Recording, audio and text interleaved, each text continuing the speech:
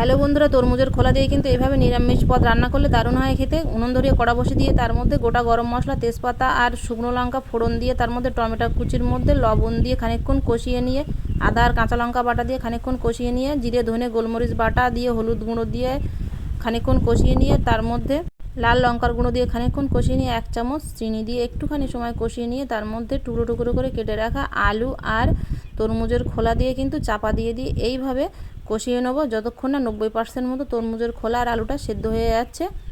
লবণ দেওয়ার পরে কিন্তু তরমুজের খোলা থেকে এরকম জল ছেড়ে দেবে, তাতেই কিন্তু সেদ্ধ হয়ে যাবে। দেখুন 90% মতো সেদ্ধ হয়ে গেছে। এর মধ্যে এবার গরম করে রাখা জল দিয়ে দেব।